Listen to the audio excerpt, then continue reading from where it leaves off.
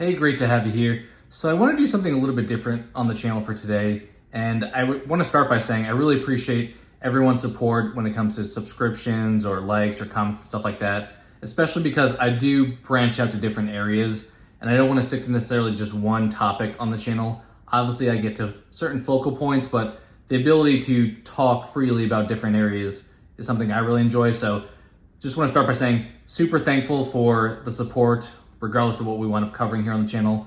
So with that, we're gonna do something a little bit different. We've done one video on this type of topic in the past, but we're gonna talk music today, and specifically Linkin Park and the recent news that's taken place with Linkin Park. I don't know how widespread this knowledge was prior to a few days ago, but there's a lot that's taken place with Linkin Park, and I'm a longtime fan.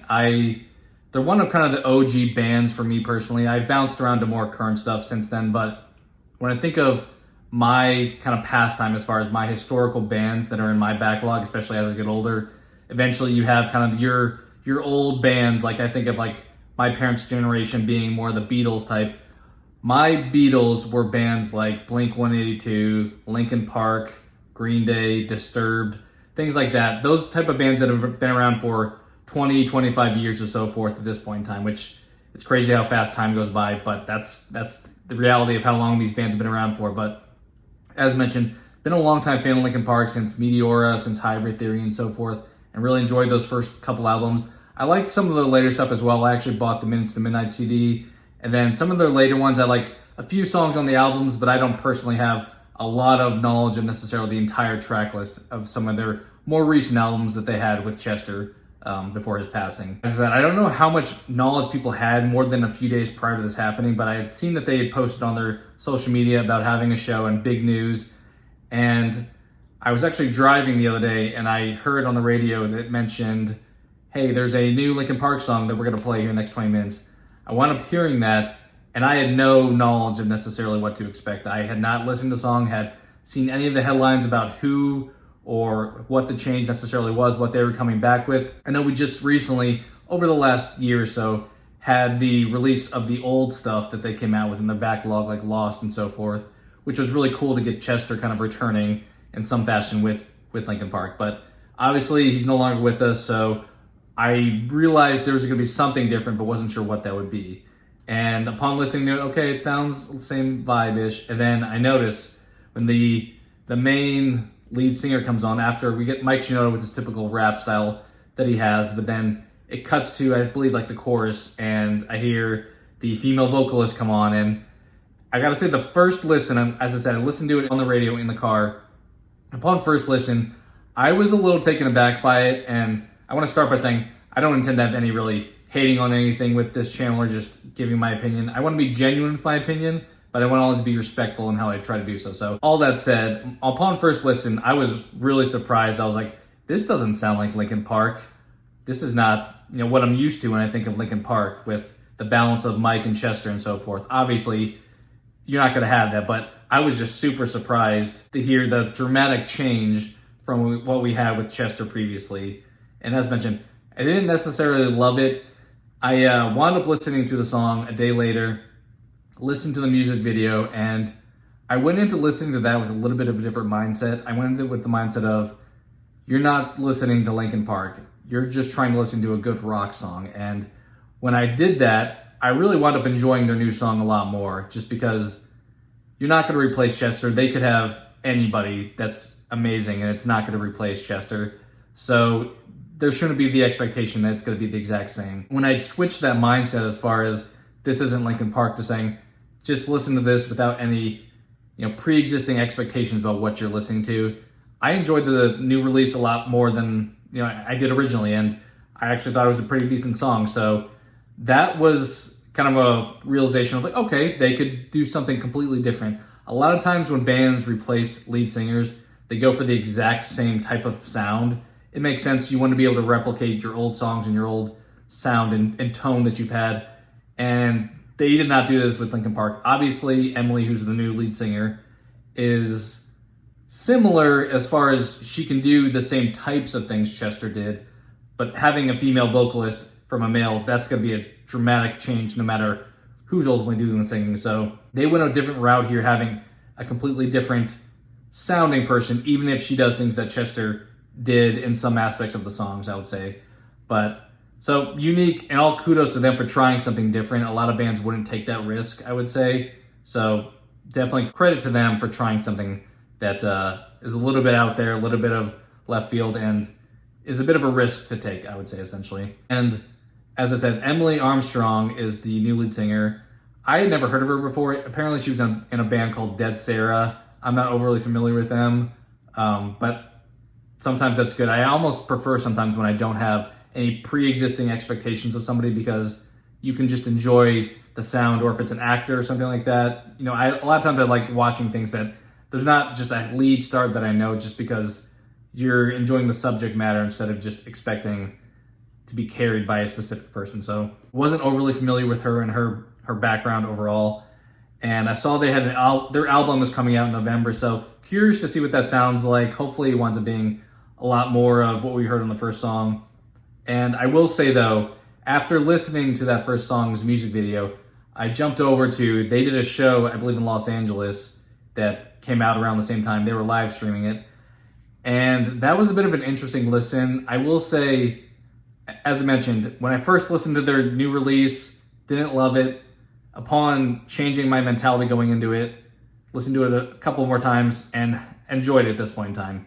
However, it's a little challenging, and obviously my opinion on this could change as well, but it was hard to have that mentality when listening to Emily do Chester's versions of old songs. So they played their show, they started off with the new song, but then after that they went through the backlog of Linkin Park music from that point in time.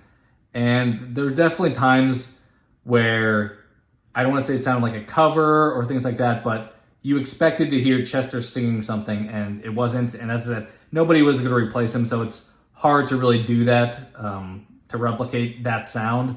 But it felt a little bit harder to enjoy when it's something I listened to for 20 plus years.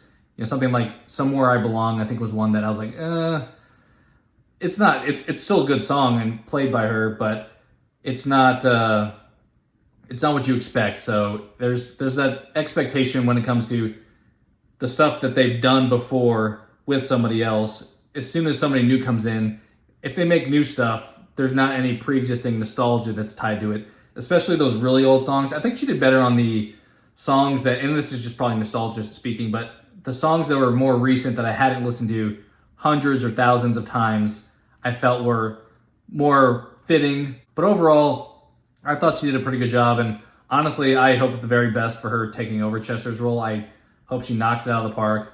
She definitely had the good aesthetic. I feel like she fit the band pretty well. She had like baggy clothes and a chain and stuff like that. So she had the rock image look to it. I think they even joked about that at one point when Mike was talking. They made a joke that, hey, she couldn't sing really well, but Mike liked her image and that's why they picked her. But obviously she was just teasing at that point in time. But it was a little bit harder for me to like the old stuff. This may be similar to the first song where it's just going to take a few listens to be like, okay, I know that's not Chester, but actually I dig that. That's another way to sing the song, or just another take on the song.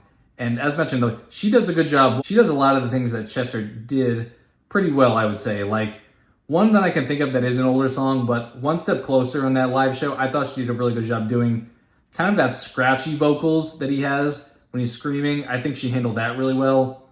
So there's definitely aspects that I think do work super well.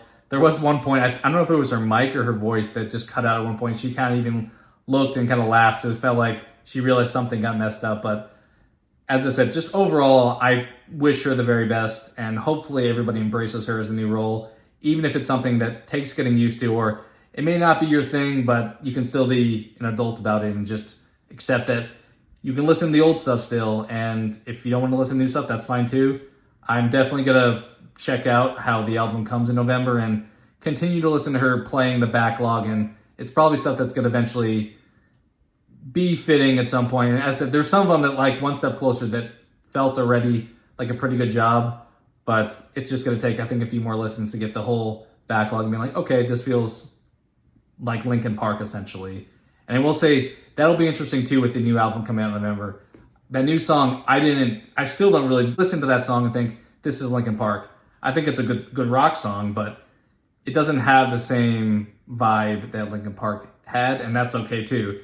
Bands change over time. There's a lot of bands that start off being very, like, a lot of heavy metal bands do a lot of screaming in the earlier albums, and then they move more to a melodic sound later on. I don't know if it's to become more mainstream because their voices, can't take the screaming as much.